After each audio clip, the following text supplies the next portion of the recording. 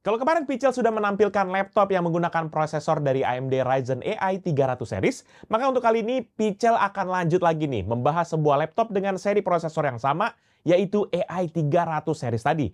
Dan laptop yang akan Pichel review kali ini datang dari sepuhnya laptop gaming, yaitu brand MSI, dengan seri Stealth A16. Kita akan coba lihat sama-sama gimana performanya. Seperti apa detailnya? Let's check it out!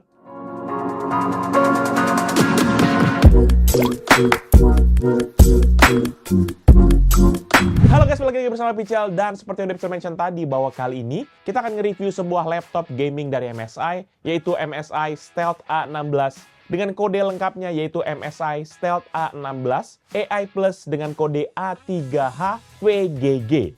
Spesifikasi laptop gaming ini tuh adalah sebagai berikut. CPU AMD Ryzen AI 9 365 mobile processor, RAM 32GB LPDDR5 dual channel 7,5 GHz, storage SSD M2 NVMe PCIe 4.0 dengan kapasitas 1TB, integrated GPU AMD Radeon 880M dengan 512 MB sharing memory, discrete GPU NVIDIA GeForce RTX 4070 laptop dengan 8 GB dedicated memory, dan layar IPS panel 16 inci matte finish dengan resolusi 2560x1600 atau Quad HD+, dan refresh rate sebesar 240 Hz.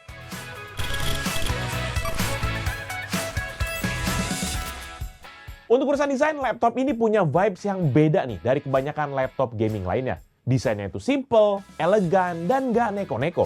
Color theme-nya pun juga didominasi oleh hitam dengan coating matte finish yang bikin tampilannya kelihatan premium. Jadi buat teman-teman yang suka tampilan minimalis tapi tetap keren, laptop ini cocok banget nih buat teman-teman sekalian. Dan dari segi ukuran, laptop ini pun juga punya dimensi 35,6 x 25,9 cm dengan ketebalan 1,9 cm yang bikin laptop ini kelihatan slim dan juga compact.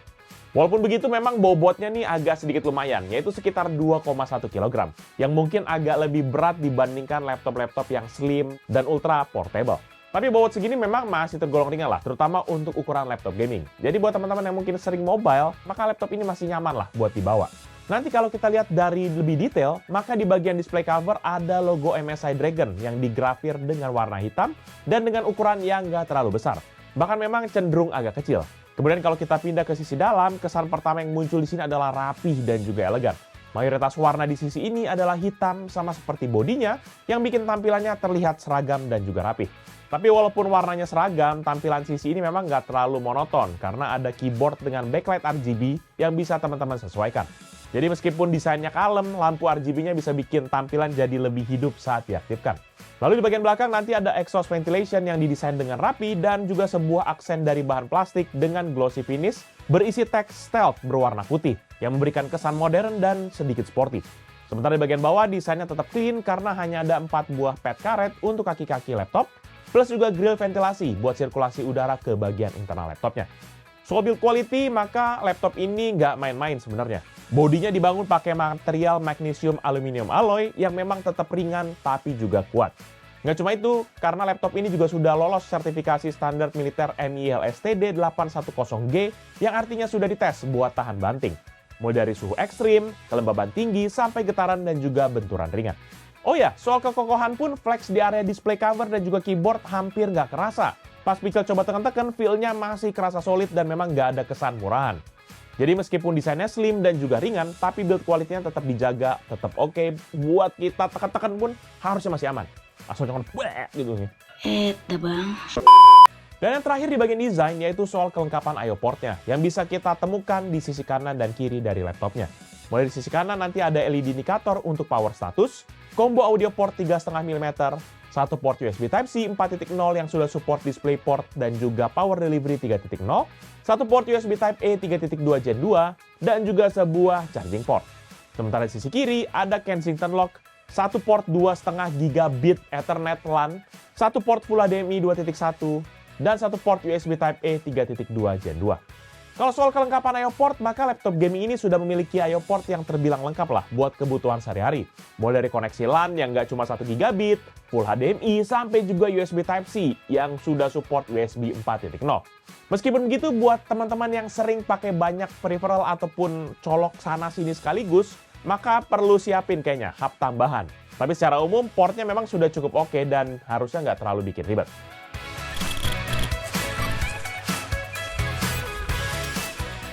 Masuk di bagian layar, maka laptop gaming ini menggunakan display IPS panel matte finish berukuran 16 inci yang memiliki aspek rasio 16:10 dengan resolusi 2560x1600 atau Quad HD+, dan refresh rate sebesar 240 Hz. Panel layar ini diproduksi oleh AU Optronics dengan kode B160QAN02.3 yang memiliki color depth 8 bit dengan color akurasi secara spek sheet ada di 100% DCI-P3. Color gamutnya ini nanti bisa berubah tergantung dari profil yang teman-teman pilih di aplikasi yang namanya MSI True Color. Di mana pada aplikasi ini tersedia 7 display profile yang bisa teman-teman pilih, yaitu ada mode game, anti-blue, sRGB, Adobe RGB, display P3, Office, dan juga movie. Lalu saat Pichel tes menggunakan X-Rite Display Plus dalam 3 profil yang paling sering Pichel pakai, yaitu native, sRGB, dan juga display P3, hasil kalibrasinya pun cukup beragam. Di profil native, gamut coverage-nya tuh ada di 99,7% sRGB, 83,2% Adobe RGB, dan 98,4% DCI-P3. Sementara di profil sRGB, gamut coverage-nya ada di 99,4% sRGB, 70,5% Adobe RGB, dan 73,1% DCI-P3. Sementara di profil display P3, maka gamut coverage-nya ada di 99,8% sRGB, 84,9% Adobe RGB, dan 98,2% DCI-P3. Jadi kalau teman-teman perhatikan, maka perbedaan gamut coverage dari ketiga profil ini memang tergolong signifikan. Di profil native, gamut coverage-nya hampir maksimum dengan 98,4% DCI-P3. Cocok buat gaming ataupun desain yang butuh warna yang agak vibrant. Sementara di profil sRGB, coverage DCI-P3-nya turun ke 73,1%. Tapi ini tetap ideal buat kebutuhan sehari-hari kayak browsing ataupun juga kerja kantoran. Karena sRGB adalah standar warna yang paling umum digunakan.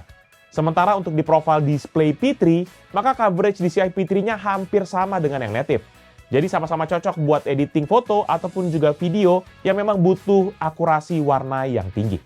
Sementara untuk tingkat kecerahan maksimumnya pun, panel ini mampu menghasilkan hingga 452 nits dan juga memiliki kontras rasio sebesar 1136:1. Selain itu, layar laptop ini pun juga punya kesan yang lega, karena bezel layarnya cuma 0,4 cm di sisi kanan dan kiri, 0,8 cm di bagian atas, dan 1 cm di area kamera, serta 3 cm di bezel bagian bawah. Layarnya pun juga sudah ditopang sama 2 buah engsel kokoh di bagian kiri dan kanan, yang disatukan dengan enclosure di bagian tengahnya. Engsel ini bisa dibuka sampai 180 derajat, dan yang bikin keren, gerakannya smooth banget. Nggak ada kesan goyang ataupun juga ringkih. Jadi selain tampilannya yang lega, engselnya pun juga nambah kesan premium dan bikin laptop ini terasa lebih solid.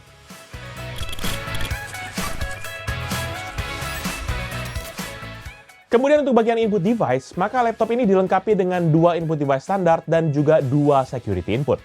Yang pertama yaitu keyboard yang punya desain simple tapi fungsional. Keycapnya bertipe chiclet dengan ukuran 1,5 cm yang bikin jari-jari nggak mudah typo kalau lagi ngetik cepat. Layoutnya juga rapi dan proporsional, serta dilengkapi dengan number pad yang bikin input angka jadi lebih praktis. Jadi buat teman-teman yang mungkin sering kerja dengan angka ataupun data, maka keyboard ini bisa jadi pilihan yang oke. Pichel pun juga karena accounting finance gitu ya, jadi more or less butuh banget nih number pad ya kan. Kelihatan nih bajunya nih, profitable ya kan. Sombong amat. Lalu pas dipakai buat ngetik, setiap ketukan keyboardnya kerasa jelas dan enak banget di jari. Cocok buat yang sering ngerjain tugas ataupun juga nulis dokumen yang panjang. Sayangnya, info tentang travel distance itu tuh nggak disebutkan sama sekali secara spesifik. Tapi secara umum, feelingnya tuh tergolong nyaman lah dan masih tetap responsif. Sementara kalau kita pakai buat gaming, maka keyboard ini juga masih tergolong kompeten. Responsifnya tuh bikin kontrolnya saat gaming kerasa lebih tepat meskipun suara klik-kliknya masih tergolong lumayan senyap.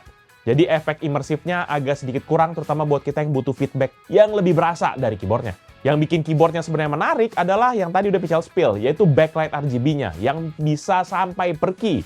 Jadi setiap tombolnya punya lampu LED sendiri yang bikin tampilannya lebih hidup dan juga menarik. Sayangnya motif RGB-nya ini nggak bisa diganti, jadi efeknya cuma satu jenis doang. Tapi tingkat kecerahannya bisa diatur dalam 3 level, yang bisa diakses langsung lewat tombol F8. Nanti teman-teman bisa menyesuaikan aja kecerahan backlight-nya sesuai dengan kebutuhan, baik di ruangan terang ataupun juga ruangan gelap. Selain itu, ada juga nih tombol dedicated untuk aplikasi Microsoft Copilot yang diletakkan di sudut dari keyboardnya. Sementara untuk kita masuk ke input device kedua, yaitu touchpad, di mana dia memiliki touchpad berukuran 13 x 8,3 cm. Secara permukaan, dia memiliki permukaan yang halus dan juga licin, serta ditempatkan tepat di tengah-tengah area dari palm rest-nya. Secara feeling dari ngeklik dari touchpad ini tuh kerasa empuk dan responsif. Saat Pichel tes untuk penggunaan harian ataupun juga saat digunakan dalam gaming ini nggak terlalu bermasalah. Secara feedback suara pun juga dia memiliki suara klik yang empuk dan juga senyap. Tapi kalau teman-teman nggak butuh-butuh banget sama touchpadnya, tinggal pencet aja tuh tombol F4 buat menonaktifkannya. Dan buat yang penasaran, berikut ini deh Pichel coba tampilkan keyboard dan juga touchpad test buat laptop ini. Check this out.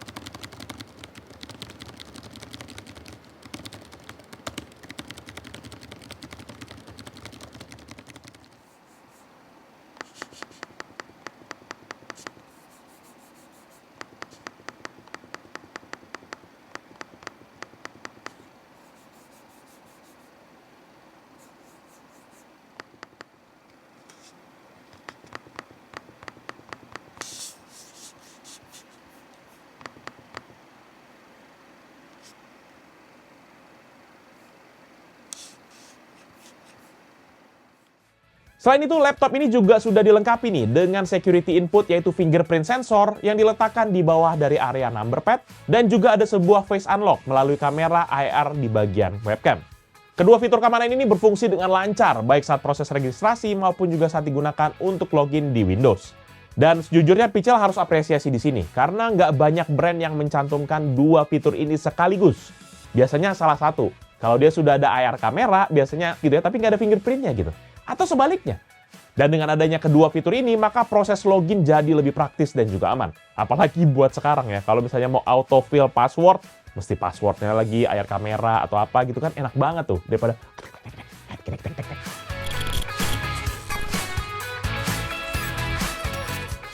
Di bagian performa, maka laptop gaming ini sudah menggunakan prosesor dari AMD, yaitu Ryzen AI 9 365 Mobile Processor, di mana dia memiliki Zen 5 cores dengan 4 core dan 8 thread, dan juga ada Zen 5 C cores dengan 6 core dan juga 12 thread, yang memiliki total sebanyak 20 thread jadinya.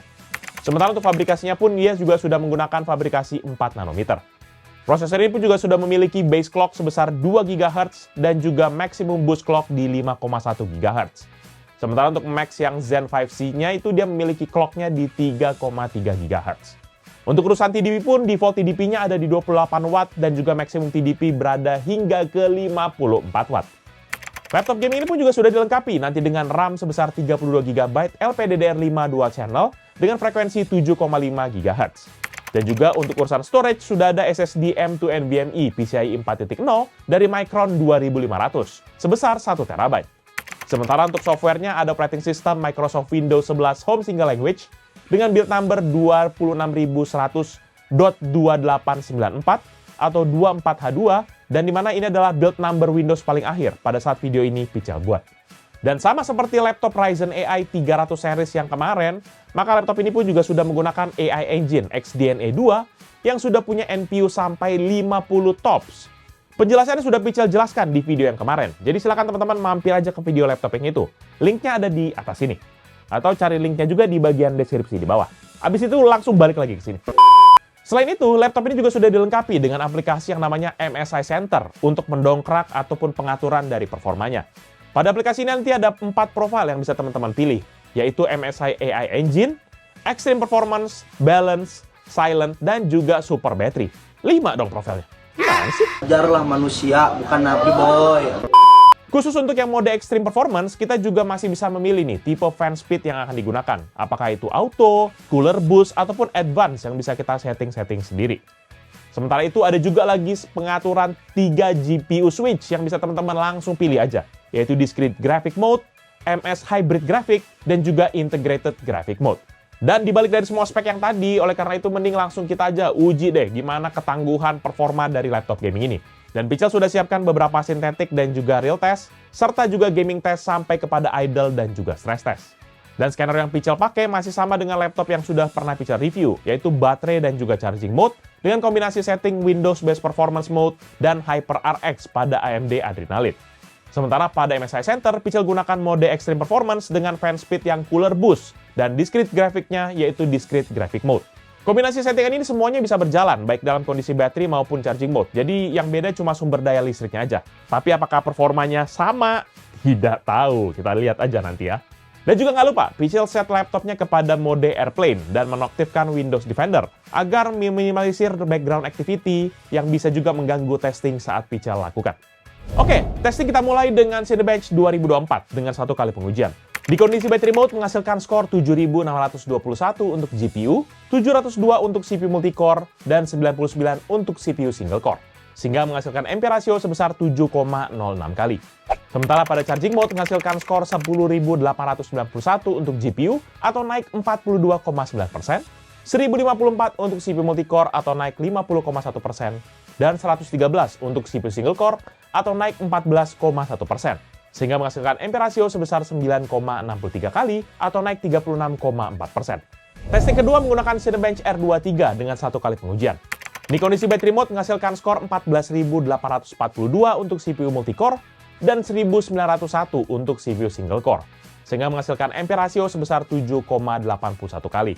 Sementara pada charging mode menghasilkan skor 20.814 untuk CPU multicore atau naik 40,2%, dan juga 1.996 untuk CPU single core atau naik 5,0%, sehingga menghasilkan ampere ratio sebesar 10,43 kali atau naik 33,5%.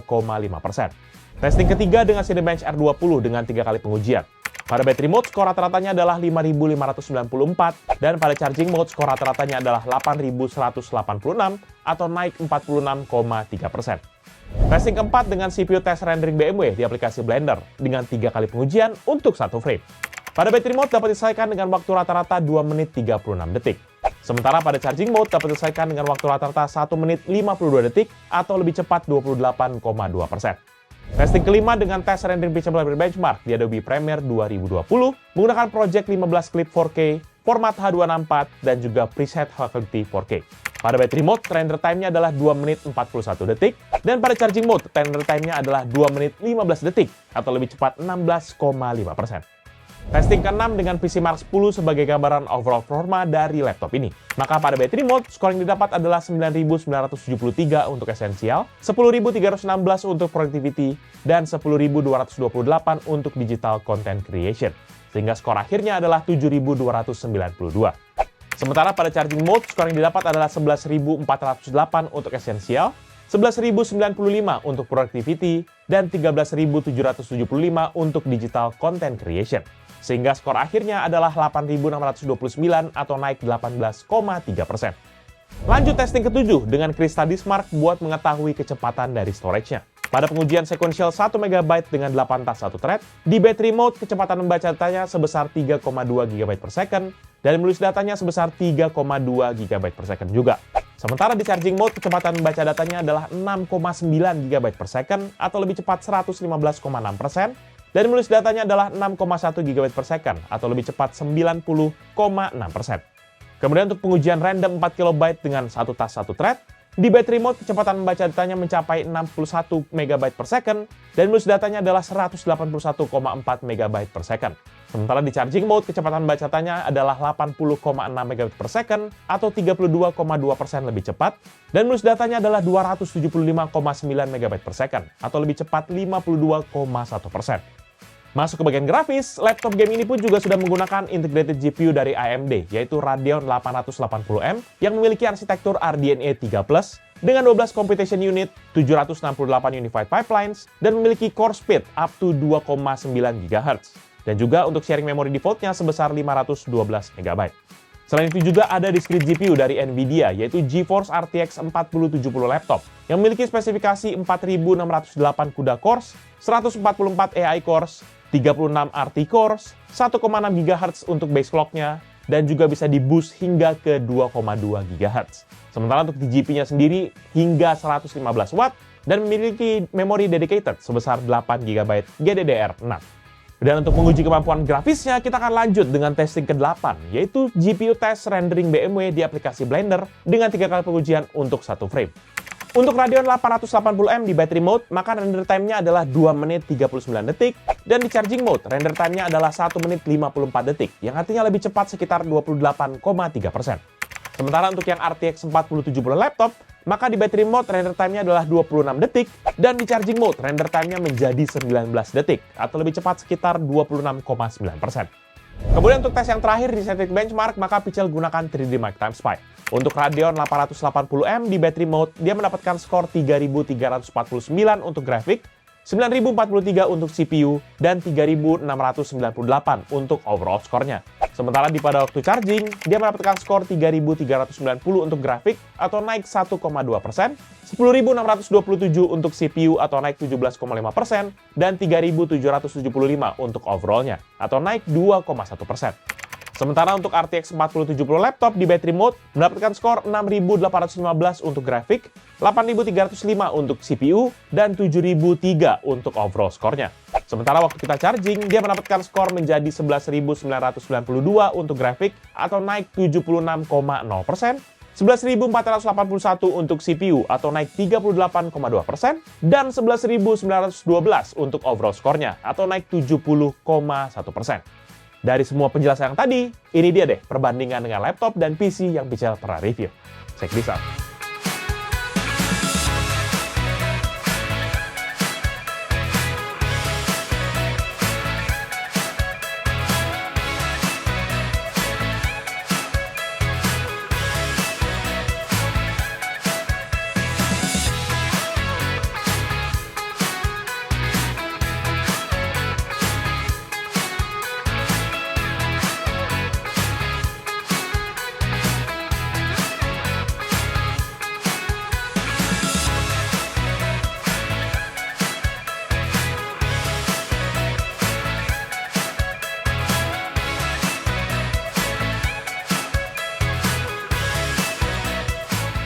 Next kita lanjut kepada gaming test. Dan untuk skenario-nya masih sama kayak yang tadi, yaitu battery dan juga charging mode.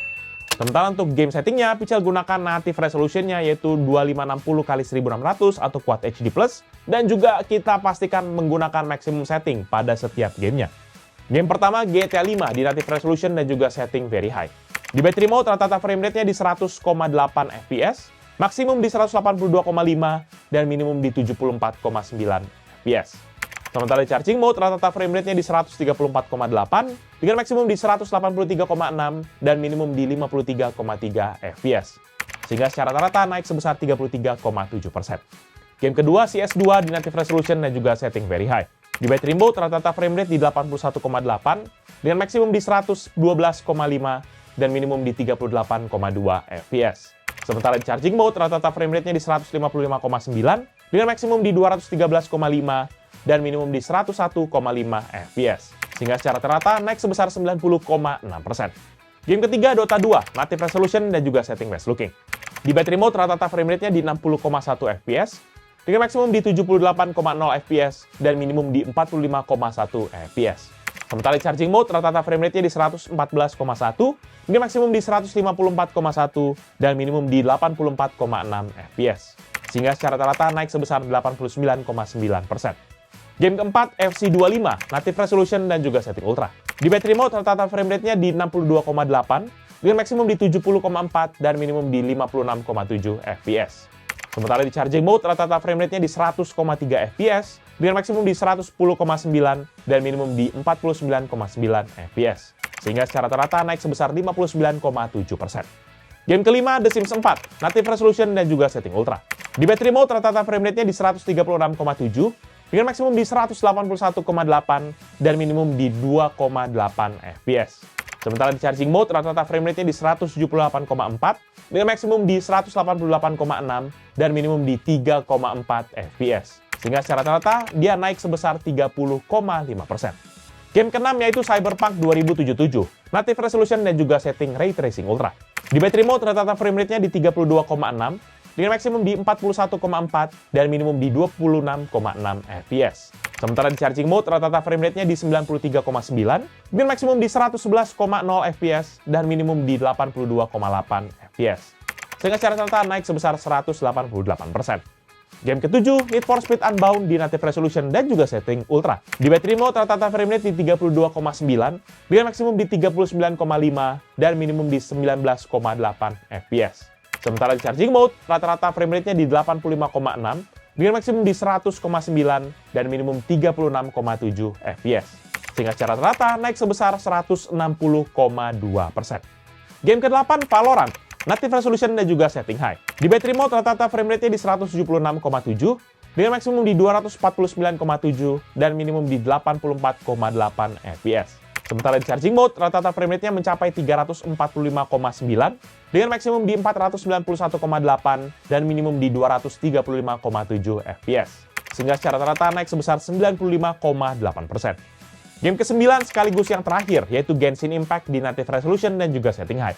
Di battery mode, rata-rata frame rate-nya mencapai 97,1 fps, dengan maksimum di 129,9 dan minimum di 68,4 fps. Sementara di charging mode, rata-rata frame rate-nya mencapai 148,2, dengan maksimum di 185,5 dan minimum di 111,3 fps. Sehingga secara rata-rata naik sebesar 52,6%. Dari segi performa, maka MSI Stealth A16 AI Plus ini menunjukkan hasil yang memang solid banget, terutama saat digunakan dalam charging mode dengan peningkatan rata-rata 40-50% di berbagai benchmark. Tapi di sisi lain ya, teman-teman harus bisa lihat bahwa akan ada penurunan performa ketika dia digunakan tanpa colok listrik. Jadi benar-benar ini kayaknya nggak bisa jauh-jauh dari colokan listrik, kalau kita mau dapetin yang paling maksimal. Sementara di sisi gaming, laptop ini juga mencatat kenaikan yang rata-rata 70-90% saat kita beralih mulai dari battery mode mencapai ke charging mode. Jadi secara keseluruhan memang laptop ini cocok banget buat gaming dan productivity asalkan bintang syarat dan ketentuan berlaku, yaitu kita harus dalam mode charging buat hasil yang maksimal. Sementara ketika kita beralih ke sistem pendinginan, maka laptop ini pun juga sudah dilengkapi dengan MSI Cooler Boost 5 yang menggunakan desain shared pipe buat meningkatkan akan efisiensi thermalnya. Desain ini memadukan nih antara heat pipe, CPU, dan juga GPU-nya yang didukung juga oleh 2 kipas dan juga 5 pipa pendingin yang bekerja secara optimum untuk menjaga suhu tetap stabil selama sesi gaming ataupun juga tugas yang berat. Nanti udara segar ditarik dari sisi bawah laptop, lalu kemudian dibuang melalui ventilasi di sisi sebelah kanan, kiri, dan juga bagian belakang dari laptopnya. Dan untuk menguji akan efektivitas cooling sistemnya sendiri, maka laptop ini kita akan tes dalam kondisi idle dan juga dilanjutkan dengan stress test menggunakan aplikasi Aiden 4. Sementara untuk skenario-nya masih sama dengan benchmark dan juga gaming test yang tadi, di mana dia tetap menggunakan extreme performance dengan fan speed cooler boost dan juga menggunakan discrete graphic mode. Untuk idle test di battery mode, maka CPU usage-nya berada di rata-rata 5,2%. Sementara untuk suhunya stabil 36,8 derajat, dengan puncaknya mencapai 53,8 derajat. Untuk konsumsi daya pun ada di 6,8 watt dan core clock-nya di 1,84 GHz, yang sempat sesekali spike ke 2,7 GHz. Setelah 10 menit di charging mode, maka CPU usage-nya mulai sempat naik nih ke 7,6%, sebelum stabil di 6,8%. Sementara untuk suhu awalnya di 35,1 derajat, kemudian sedikit naik hingga ke 41 derajat Celcius. Tapi nggak berapa lama dia akan langsung mulai turun stabil juga hingga ke 36 derajat. Sementara untuk sisi konsumsi dayanya sendiri, maka rata-rata 8,2 watt dengan puncaknya di 11,1 watt, dan juga untuk core clock-nya stabil di 2,1 GHz dengan sesekali menyentuh 3,1 GHz. Secara keseluruhan memang performa idle laptop ini tergolong stabil. Lonjakan suhu di battery mode masih wajar, sementara di charging mode ada sedikit kenaikan CPU usage yang mungkin disebabkan dari aktivitas latar belakangnya. Dan setelah break selama 10 menit, Picha lanjutkan kepada stress test menggunakan aplikasi Aiden 4. Di battery mode suhunya langsung naik nih ke 47,6 derajat dengan grafik yang cukup stabil di rata-rata 47 derajat Celcius. Sementara untuk suhu tertingginya hanya mencapai 49,8 derajat. Sementara konsumsi daya CPU-nya dia melonjak sampai ke 25 watt di awal testing, lalu stabil di rata-rata 23,4 watt. Dan untuk core clock-nya sendiri, grafiknya tergolong cukup konsisten di sekitar 2,89 GHz dengan frekuensi yang tertinggi sempat menyentuh 3,3 GHz. Setelah 10 menit di battery mode, testingnya bisa dilanjutkan dengan charging mode, di mana saat memasuki skenario ini, grafik suhu langsung menunjukkan lonjakan tajam hingga ke 85,4 derajat, sebelum akhirnya stabil di kisaran 86,7 derajat dengan sedikit fluktuasi. Puncak suhunya mencapai 89,2 derajat sebelum perlahan turun mendekati akan rata-ratanya. Sementara itu untuk konsumsi daya sendiri pun juga membentuk pola yang mirip, dengan lonjakan awal ke 65,3 watt, kemudian sedikit naik turun dengan tren rata-rata di 68,1 watt, sebelum mencapai peak powernya di 72,5 watt. Sementara untuk core clock-nya, grafiknya lebih stabil dibandingkan dengan suhu dan juga power, dengan kenaikan 3,6 GHz di awal skenario, kemudian bergerak di kisaran 3,8 GHz untuk sesekali menyentuh peak frekuensinya di 4 GHz. Dari bentuk grafik ini teman-teman lihat banget kalau sistem pendinginannya memang bekerja dengan sangat baik. Karena suhu tidak terus naik secara ekstrim, melainkan tetap berada dalam pola fluktuasi yang masih wajar untuk skenario stress test. Namun ada beberapa catatan. Pertama, prosesornya masih belum bisa mencapai boost clock-nya di 5,1 GHz, dengan puncaknya hanya cuma bisa sampai ke 3,8 GHz di battery mode dan 4 GHz di charging mode. Sementara untuk konsumsi dayanya justru melampaui spesifikasi dengan peak power 64,6 watt di battery mode dan 72,5 watt di charging mode. Menunjukkan bahwa laptop ini agresif banget dalam menarik daya untuk menjaga performanya. Tapi yang memang menjadi catatan bahwa adalah laptop ini jadi berisik banget karena cooler booster ini benar-benar kipasnya kayak diputar kenceng banget. Jadi ya itu adalah konsekuensi yang harus kita ambil untuk menjaga agar laptopnya tetap dingin. Dan setelah semua pengujian selesai, Pichel hentikan testing dengan total durasi selama 47 menit dan 32 detik. Sementara kita beralih untuk suhu permukaan laptop pada kondisi saat battery test Modern Office dan juga pada saat kita stress test. Pertama di battery test Modern Office, maka titik panasnya berada di area exhaust yang ada dekat di bawah layar, dengan suhu rata-rata di 37,9 derajat dan tertinggi yang mencapai 42,6 derajat Celcius. Sementara titik panas di sisi bawah laptop, dia menyebar hampir ke seluruh permukaan backplate-nya, dengan suhu rata-rata 43,9 derajat dan tertinggi yang mencapai 45,0 derajat Celcius.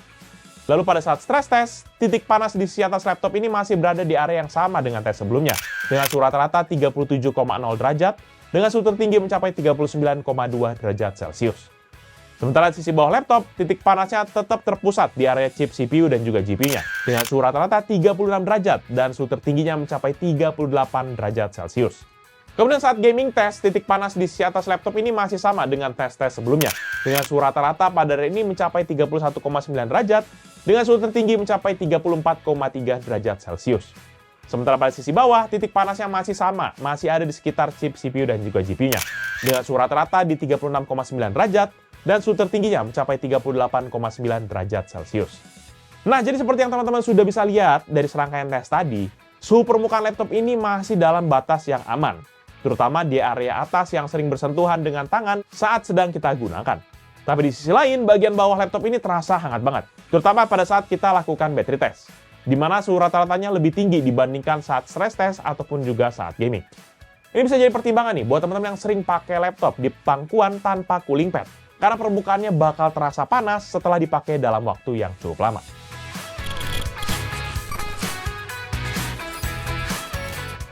Masuk di bagian audio, maka laptop ini pun sudah dibekali 6 buah stereo speaker dari Dyna Audio dengan konfigurasi 2 speaker dan juga 4 woofer yang posisinya menghadap ke bagian atas dan juga ke bawah. Sistem ini juga didukung teknologi Nahimic by SteelSeries serta high-res audio untuk kualitas suara yang jauh lebih imersif. Saat Pichel coba membuat main game FPS seperti Valorant ataupun CS2, efek positional audionya tuh terasa jelas banget. Jadi gampang buat mendeteksi arah langkah dari musuh. Dan waktu kita pakai main seperti game kayak GTA 5 ataupun game-game yang seperti Genshin Impact, berasa banget lebih luas dan lebih lebar gitu akan audionya. Selain itu pun woofernya juga cukup membantu buat nambah deep bass-nya, bikin suara ledakan ataupun tembakan jadi lebih berasa. Sementara kalau beralih dengar lagu, maka kualitasnya kayak agak sedikit kebanting. Tergolong biasa aja, so-so gitu. Nggak bisa dibilang jelek, tapi juga nggak bisa dibilang bagus-bagus amat. Dan waktu Pichel coba tes, maka speakernya bisa menghasilkan suara rata-rata 89,2 desibel dengan maksimum di 96,2 desibel. Sementara untuk webcam, laptop gaming ini pun juga sudah menggunakan setup kamera 2,1 megapiksel yang bisa menangkap foto dengan resolusi 1920x1080 ataupun juga merekam video 1080p 30 fps. Webcamnya pun juga sudah dilengkapi dengan fitur Microsoft Studio Effect yang bisa ngebantu bikin background blur secara otomatis ataupun juga bisa nge-track wajah biar tetap di tengah frame. Tapi seperti biasa, kualitas tangkapan kamera ini bakalan bagus kalau teman-teman ada di tempat yang terang dengan cahaya yang natural. Sementara kalau kita pindah ke tempat yang remang-remang, ya otomatis akan ada noise lah di kamera kita. Selain itu, seperti yang sudah Pichel sampaikan tadi di bagian desain, maka webcam ini pun juga sudah ada IR camera fitur untuk face unlock. Dan juga ada security cover juga nih, yang harus kita buka tutup secara manual. Jadi menurut Pichel, untuk webcamnya sendiri tergolong lengkap lah, jadi kita nggak perlu komplain, terutama untuk sisi kamera ini. Dan buat yang penasaran, berikut ini berapa contoh dari speaker dan juga kamera tes dari laptop ini. Check this out.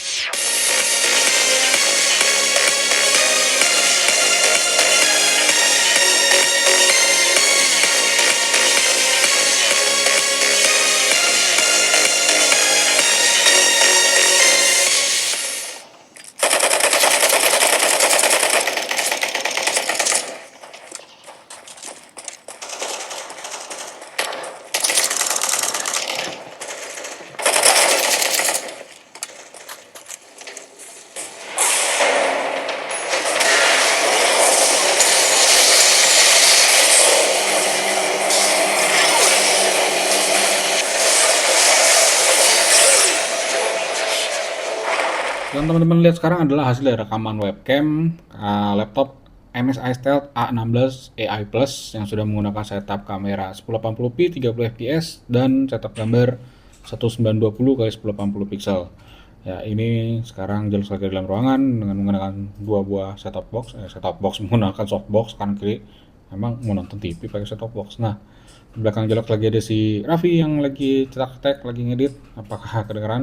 Dan ini juga kameranya sudah menggunakan Windows Studio Effect. Jadi di belakang sudah ada blur-blurnya dan dia sudah auto framing. Harusnya kalau misalnya kita ngejauh gini, nah dia auto framing terus deket gini. Ya beginilah hasilnya, karena dalam ruangan, mungkin luar ruangan bagus tapi lagi hujan sekarang di luar ruangan. Ya, so far so good daripada yang 720p ya teman-teman. Dan di kameranya juga ini ada AR cam buat face unlock gitu ya teman-teman. Dan sini ada cover buat security dan seperti biasa cuma cover doang, tidak untuk memutus koneksi rekaman atau video streaming ya. Itu aja. Thank you. Selanjutnya untuk bagian konektivitas, maka laptop gaming ini pun juga sudah dilengkapi dengan modul Wi-Fi dari Qualcomm, yaitu Qualcomm Fast Connect 7800, yang sudah mendukung Wi-Fi 7, yaitu 802.11be, yang memiliki transfer speed up to 5,8 gigabit per second. Gokil! Modul Wi-Fi ini pun juga sudah support akan triple frekuensi, yaitu 2,4, 5, dan juga 6 GHz, dan juga sudah ditandemin dengan Bluetooth versi 5.3. Sementara buat teman-teman yang butuh koneksi menggunakan Ethernet ataupun LAN, laptop ini pun juga sudah dilengkapi dengan Gigabit Ethernet port yang menggunakan modul Realtek RTL8125 yang memiliki transfer speed hingga 2,5 gigabit per second. Jadi untuk urusan jaringan ini sudah paling terbaik lah. Asalkan nih Wi-Fi router kita sudah support Wi-Fi 7. Kemudian kita juga kalau pakai yang switch itu udah punya 2,5 gigabit. Karena kalau nggak sama aja bohong. Nice.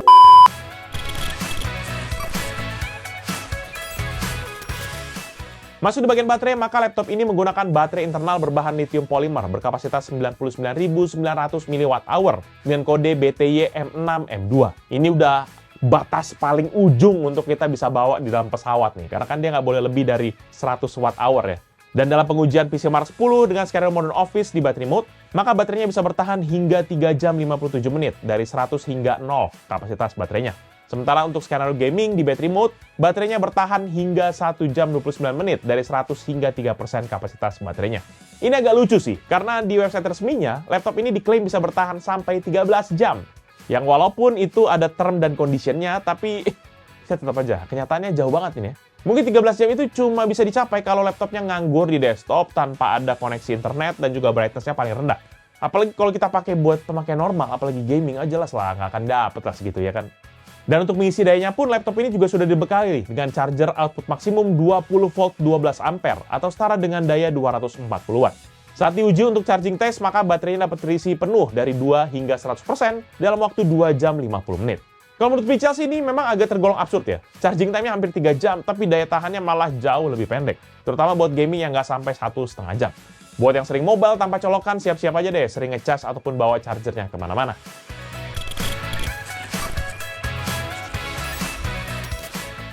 Sementara untuk pembahasan terakhir yaitu soal kemampuan upgrade, dan sayangnya laptop ini terbatas banget nih, terutama untuk upgrade-nya hanya di storage-nya saja. Karena untuk RAM-nya, dia sudah onboard dan tidak bisa ditambahin sama sekali. Sementara di bagian storage, maka laptop ini memiliki 2 slot M2 NVMe PCIe 4.0. Tapi dia hanya mendukung untuk yang ukuran 2280, karena tidak ada lubang sekrup untuk ukuran yang lebih pendek. Saat ini satu slot nanti kan sudah terisi dengan SSD 1 TB yang tadi Pichel udah bilang. Jadi kalau teman-teman butuh tambahan storage, bisa pakai slot kosong atau mengganti SSD bawaan dengan kapasitas yang lebih besar. Untuk laptop gaming di kelasnya, maka Pichel bisa bilang kemampuan upgrade-nya ini tergolong minimalis. Memang ini bisa membantu karena masih ada satu slot lagi untuk storage-nya. Tapi kalau untuk RAM sayangnya nggak bisa di-upgrade sama sekali. Mungkin ya 32 GB sih gede ya, tapi bisa jadi kan buat kita pengen 64 gitu ya, buat jangka panjang. Dan selebihnya sih nggak ada lagi opsi upgrade untuk laptop ini. Overall, menurut pribadi Pichel, laptop MSI Stealth A16 AI Plus dengan kode A3HPGG ini bisa menjadi sebuah pilihan yang menarik nih, terutama buat teman yang lagi cari laptop gaming compact tapi tetap ngebut juga. Performanya kencang, layarnya Quad HD Plus 240Hz, bikin gaming kita tuh mulus banget. Ataupun kita sekedar geser-geser desktop aja udah mulus banget ya kan. Ditambah lagi dengan GPU RTX 4070 laptopnya yang bisa diajak nge-game di resolusi 1440p tanpa masalah. Plus juga untuk sistem pendinginannya kan tergolong oke, ya kan? Walaupun berisik. Jadi suhunya masih aman sebenarnya. Walaupun dipakai main game ataupun juga ngedit, geber lama-lama, gak masalah. Tapi ya gitu, ya ujung-ujungnya performa semua itu akan dibayar oleh kualitas baterainya. Kemampuan baterainya yang tidak akan menyenangkan. Jadi memang jangan terlalu berharap lah bisa dipakai kerja lama tanpa colokan. Ya benar-benar sahabat PLN lah. Ini sobat PLN banget nih. Terus RAM-nya pun juga memang nggak bisa di-upgrade. Jadi kalau suatu saat butuh yang lebih, ya udah mentok aja gitu. Sementara untuk harganya sendiri, laptop gaming ini pun dibanderol di harga 36 jutaan di online shop resmi MSI Indonesia. Dan kalau teman-teman yang berminat buat cek produk ini atau mau lihat-lihat lebih lanjut, bisa aja cek di deskripsi yang Pical akan tulis di bawah ini. Jangan lupa juga untuk like dan juga share video ini, plus kunjungi sosial media kita, yaitu Pical Techno dan Pical Media Group, seperti di Facebook, Twitter, Instagram, TikTok, dan juga picalmediagroup.com. Serta kunjungi YouTube channel kita yang lain di bawah Pical Media Group, yaitu Pical Main Game yang bahas soal game konsol, di mana Pical baru banget nih bahas docking dari Guli Kit, ya kan, gokil banget bentuknya kayak SNES, ataupun teman-teman juga bisa lihat PMG Fams, di mana Pical upload akan vlog aktivitas Pical serta keluarga, ada lagi tapi Pical belum sempet edit. Dan Pical Toys Time yang bahas soal mainan, yang kayaknya udah diupdate, udah kapan tahu nggak tahu Pical update ya, udah kayak hampir setahun lebih ya. Tapi yang penting teman-teman subscribe dulu deh. Jadi itu udah Pical kali ini. Thank you guys for watching. I'll see you in the next video. Bye-bye! Iya, tapi ini cocok banget tau ke laptopnya kalau buat minta ke istri, dikasih kali ya. Hah? Butuh nggak?